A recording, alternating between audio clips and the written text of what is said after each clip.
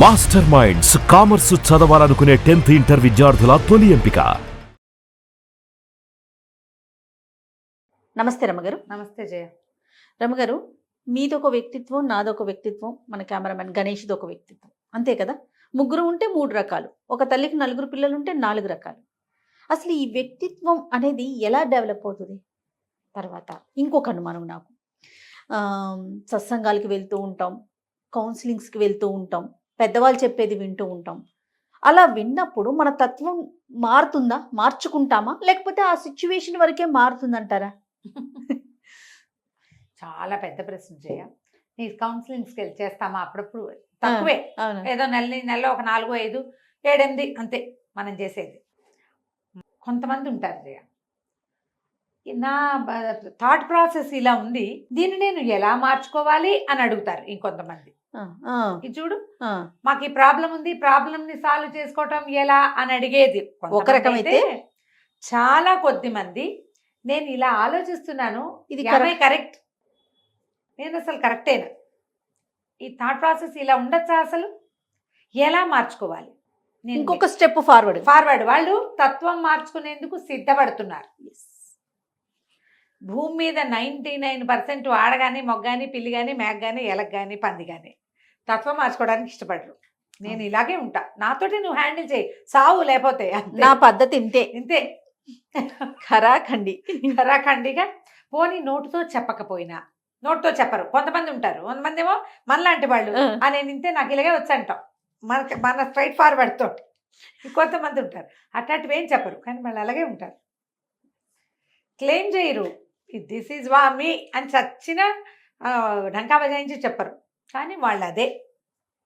స్వభావాలు మారవు. స్వభావం మార్పు ఎప్పుడు కుదురుతుంది? మనం చూడు, ఇంతమంది ఉన్నామా దేశ జనాభా, మనలో తపస్సు చేసేవాళ్ళు వాళ్ళు ఎంత తక్కువ మంది ఉన్నారు జయ? అవునండి, చాలా తక్కువ. ఒకప్పుడు ఋషులు మునులు ఒక్కడుండేవాడు, ఊరికి ఒక ఋషి వస్తే ఊరంతా వాడు ఆయన ముందు సాగిలు పడేది. ఏమి ఊరంతా ఋషులు ఎందుకు అవ్వలేదు? ఎవరో ఒకళ్ళు అవుతారు, ఊరంతా వెళ్ళొచ్చు కదా. భలే ప్రశ్న. కృతయుగంలో, ఇప్పుడు కాదు, పోనీ దిక్కుమాలి మన కలియుగంలో ఉన్నాం, మన కర్మానికి అదే కదా. మన ముందు ద్వాపర యుగం ఉంది, అప్పుడు ముళ్ళు ఋషులు యజ్ఞం చేసేవాళ్ళు, తప సమాధిలో ఉండేవాళ్ళు బోళ్ళు మంది ఉండేవాళ్ళు. అంతకుముందు త్రేతాయుగంలోనూ బోళ్ళు మంది ఉన్నారు. వశిష్ఠుడు, విశ్వామిత్రుడు, గిట్రా పెద్ద మనుషులు చాలా మంది ఉన్నారు. ఋష్యశృంగుడు, జాబాలి వీళ్ళంతా ఉన్నారు. అంతకుముందు కృతయుగంలో అబ్బో ఎంతమందో. కానీ సామాన్య ప్రజానీకం ఎక్కువ ఉందా, ఋషిగణం ఎక్కువగా ఉందో చెప్పు? సామాన్య ప్రజానీకమే కదా రమ్మగారు. ఋషిగణం చాలా తక్కువ. అంటే వీళ్ళు స్వభావాన్ని మార్చుకోవడానికి సిద్ధపడిన గణం అనమాట, అంతే అంతే. అప్పట్లాగానే ఇప్పుడు కూడా చాలా కొద్ది మంది మెడిటేషన్ చేస్తామని, మెడిటేషన్ శ్వాస తీసుకోవటము, శ్వాస మీద ధ్యాస, ఇంకొకటి ఏదో చేసి మొత్తానికి కోపిష్టితనాన్ని తగ్గించుకుంటారు. కానీ ఏదో పీక్ టైంలో వచ్చేస్తుంది బయటికి, వచ్చేస్తుంది లోపల జంతువు బయటకు వచ్చేస్తూ ఉంటుంది కదా. మనుషులం కదా. ఈ కంట్రోల్ సాధించడానికి అసలు మన వల్ల అవుతుందా? కాదు. ముందు మన ప్రవర్తన లోపాలు, మనది తప్పు, మనం సరిగ్గా లేము అనేది గుర్తించరు జనము. ఎవరి స్వభావానికి వాళ్ళు కట్టుబడి ఉంటారు, అంతే కదా. లోకమే ఇలా ఉంటుంది. ఇప్పుడు మనం ఏం చేయాలి? పక్క వాళ్ళని మార్చడానికి ట్రై చేయకూడదు, వాళ్ళ ప్రకారం మన జీవితాన్ని నడిపించుకుంటూ పోవాలి. నీ ప్రకారం నీ దారి నువ్వు నడు, నా ప్రకారం నేను నడుస్తా, మన ఇద్దరం కలిసి పక్క పక్కన నడుచుకుంటూ పోదాం. ఇప్పుడు చూడు, భార్య సమస్యలు తగ్గుతాయి అంటారా? చాలా సమస్యలు తగ్గుతాయి జయ. ఇప్పుడు మనం ఎంతసేపు మనం కరెక్ట్, పక్కవాడు తప్పు, మనలాగా పక్కవాడిని మార్చడానికి ట్రై చేయటమే కదా మన సమస్యలకు మూల కారణం. ఎవరి దారిని వారు వెళ్ళమంటారు. ఇప్పుడు భార్య భర్త చూడు, ఎవరి దారిని కొత్త పద్ధతులు తెచ్చేస్తున్నారు రమ్మగారు. నీకు అలా అర్థం అవుతోంది, నేను అలా చెప్పట్లా. ఇప్పుడు పిసినారి భర్త, ఖర్చు పెట్టే భార్య, వీళ్ళకి ఏం చెప్తావు? విడాకులు తీసుకోండి, నీ దారి నువ్వు ఖర్చు పెట్టుకో, నీ దారి నువ్వు దాచిపెట్టుకో అని చెప్తావా? అలా కాదు, కలిసి ఏదో సాయిదా వాయిదాగా పొండి. ఆయనకి పిసినారితనం ఎక్కువ, కొన్ని విషయాలు నువ్వు జాగ్రత్తగా ఉండు, పాప ఆవిడ ఖర్చు పెట్టుకుంటూ చీరలో నగలో కొనిపెట్టిన ఆయన అని చెప్తామా? అంతే కదా. మీ ఇద్దరు కలిసే ఉండండి అని చెప్తావా? లేచకమండి ఎవరి దాన్ని వాళ్ళు అంటామా? అట్లా అన్నాం కదా. వీళ్ళిద్దరూ రెండో వాళ్ళని యాక్సెప్ట్ చేయాలి జయ. అది కదా రమ్మగారు ప్రధానం. అర్థమైందా అది ఇప్పుడు లేకపోవడంతోనే కదా సమస్య. నేనే కొత్త సిద్ధాంతం చెప్పట్లేదు, పాత సిద్ధాంతమే ఇది. ఎలాగా సముద్రంలో ఉప్పు, ఆ ఉప్పు ఒక్కటి తప్ప మిగిలిన అన్ని రుచులు ఉన్న ఉసిరికాయని కలపమంటున్నాం. అందులో ఏది లేదు ఇది పెట్టుకో దీంతో, ఇందులో లేనివన్నిటికీ అది వస్తుంది నీకు అని చెప్పుకోవటమే. అంతే రమ్మగారు, కరెక్ట్ కదా? అండి. తత్వాలు మారవు. మారవు. ఎవరి తత్వం వాళ్ళదే. ఒక బుజ్జి కథ చెప్తా చూడు, చాలా చిన్న కథ. పూర్వం అంటే సృష్టి ఆదిలో, ఇప్పుడు కాదు ఎప్పుడో, ఆరుని అని ఒక మహర్షి ఉండేవాడు. ఈ ఆరునికి ఆయన అడవిలో కూర్చొని తపస్సు చేసుకునేవాడు.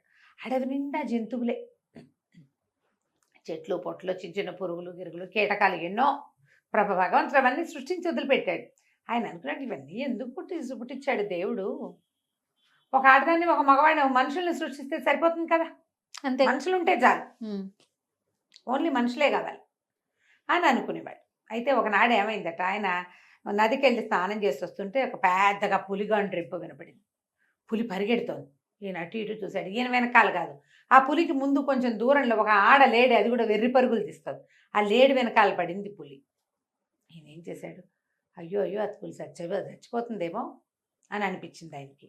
ఈ పులిని మార్చేద్దాం అనిపించింది. ఆయన తన తపశక్తితోటి ఇద్దరిని, మగ పులిని మగవాడిగాను లేడిని ఆడదానిగాను మార్చేశాడు. పరిగెడుతున్న పులి మగవాడిగా అయిపోయి పరిగెత్తడం మొదలెట్టింది. ఈ పరిగెడుతున్న లేడి ఆడపిల్లగా మారిపోయింది. ఆడపిల్లగా మారాక తొట్టుబడి చెట్టుకు ఆగిపోయింది. లేళ్ళు చెట్ల మధ్యలో ఇలా ఇలా ఇలా కాళ్ళు చాచి పరిగెడతాయి. మనుషులకి అట్లా ఎక్కడ వస్తుంది, మనుషులకి రాదు. చెట్టు తట్టుకుని పడబోయింది. ఈ వెనకాల పరిగెత్తున్న మగవాడు గబుక్కుని వెళ్ళి దాన్ని వాటేసుకుని నుంచోబెట్టాడు. పుల్లులు చేస్తాయి ఆ పని, ఏం చేస్తుంది లటక్కని పట్టుకుంటుంది పులి. అదే వీడు ఆ పని చేయలే, పట్టుకుని ఆపాడు. ఎవరమ్మాయి నువ్వు అన్నాడు. అన్నాక అనిపించింది ఏమిటి ఇది ఇంత అందంగా ఉంది అని. మెల్లిగా ఈ మగవాడికి ఈ అమ్మాయి మీద మోహం పుట్టుకొచ్చింది. ఆ మోహాన్ని వాడు ప్రేమ అనుకున్నాడు. ప్రేమ అనుకుని ఆ అమ్మాయిని నువ్వు నాతో ఉండు అని పిలిచాడు. ఆడెవ్వడూ లేడు, వీడు ఒక్కడే ఉన్నాడు. వీడు చూస్తే మంచి అటాకటా బలంగా ఉన్నాడు. పెద్ద మగపులి మగవాడిగా మారితే పులికున్న జవసత్వాలన్నీ మనిషికి రావు కదా. లేడి నాజుకుతనం అంతా అమ్మాయికి వచ్చింది, పులి బలం అంతా అబ్బాయికి వచ్చింది. సరే, ఇద్దరు జత కట్టి అడవిలో ఒక గుడిసెలాగా ఏర్పరచుకుని ఉండటం మొదలుపెట్టాడు. ఈ పులి మగవాడిగా మారిపోయాడు కదా. ఈ మగవాడు మొత్తం అడవంతా వేటాడి దుప్పుల్ని వాటిని వీటిని కుందేళ్ళని పుచ్చుకొచ్చేసేవాడు. పెళ్ళాన్న తినమనేవాడు. అదేమో శాకాహారి లేడు కదా, అదేం చేసేది ఆకులు అలమలు దుంపలు అవి తవ్వుకుని తినేది. చచ్చిన మాంసాహారం తినేది కాదు, దాన్ని నచ్చేది కాదు. నేను తెచ్చింది ఎందుకు తినవా హాయ్ అని పొట్టాడేవాడు. కొట్టు తెచ్చేవాళ్ళు ఇద్దరు. అట్లాగే ఏముంది, కొట్టుకు తెచ్చినా పిల్లలు పుట్టడానికి లోటే ఉండదు కదా. వరుసగా పిల్లలు పుట్టుకొచ్చారు. కొన్నేమో నాన్నలాగా కొన్నేమో అమ్మలాగా ఉన్నారు. అందులో సంవత్సరాలు గడిచే కొందికి వీళ్ళిద్దరి కొట్లాట ఒక రకంగా తేలలేదమ్మా. నువ్వు అవన్నీ ఎందుకు తింటావు, వాటన్నిటిని ఎందుకు చంపుతావంటుంది పెళ్ళాం. ఇవే తిను అని అవే వండుతుంది, చచ్చిన మాంసం వండదు. ఆ మగవాడేమో ఎంతసేపు దుప్పుల్ని కుందేళ్ళని చంపేసి ఎలుగుబంట్లను చంపేసి వాటిని చీరేసి అలా మాంసం అంతా పుచ్చుకొచ్చి అది కాల్చి తింటే గానీ నేను నీతో ఉండనంటాడు మగవాడు. బాగుంది. కొట్టుకు చచ్చి చచ్చి చచ్చి చచ్చి చివరికి పిల్లలు కూడా ఇంతంతమంది అయిపోయాక ఓ రోజు మళ్ళీ ఆరుని దగ్గరకు వచ్చారు. ఇది మాట విందండి, గడ్డిగా అతను తింటుంది, నాకు కూడా అవే పెడతానంటుంది అంటాడు వాడు. ఎంతసేపు రక్త మాంసాలతో తిండండి, అన్నిటినీ చంపేస్తున్నాడు దుర్మార్గుడు, వీడితో ఎవడ బతుకుతాడండి అందే ఆవిడ. ఈ గోల పళ్ళైపోయాడు వెధ పంచాయతీ ఎందుకని ఆయన ఏం చేశాడు, వాడిని పులిగాను దీన్ని లేడుగాను మార్చిపారేశాడు. ఇద్దరు చెరోజారిన పోయారు. వాళ్ళ పిల్లలు మాత్రం అడవిలో ఉండిపోయారు.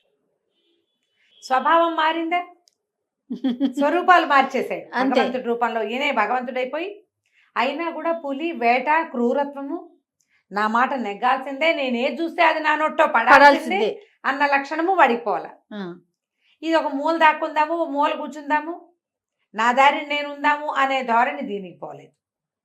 మనుషులుగా మారినా కూడా జంతు లక్షణ స్వభావాలు మాత్రం వాళ్ళవి మారలేదు. పిల్లలు పుట్టినా మారలే. ఇప్పుడు ఈ రెండు ఏం చెయ్యొచ్చు, ఆవిడకి ఇష్టం లేదు నేను ఒక్కడనే తింటా అని వాడు అనుకోవచ్చు. వాడికి నచ్చింది వాడికి తింటాలే, నాకు నచ్చింది నన్ను తిన్నిస్తున్నాడు కదా అని అనుకోవాలి.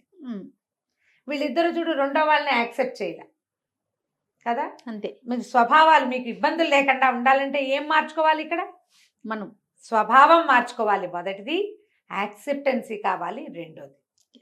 ఈ రోజున మనం కొట్టుకు చావడానికి, మన అందరి ఇళ్లలోనూ డివోర్సులు రావడానికి, ప్రతి సమాజంలోనూ ధనిక సమాజం లేదు, పేద సమాజం లేదు, రెండే కదా సమాజాలు మనకి. అవును. ఒక డబ్బున్న వాళ్ళు, ఒక డబ్బు లేని వాళ్ళు. ఈ రెండు చోట్ల కూడా అవతల వాళ్ళని వాళ్ళు ఎలా ఉన్నారో అలా యాక్సెప్ట్ చేయకపోవటం వల్లే మనకి సమస్యలు.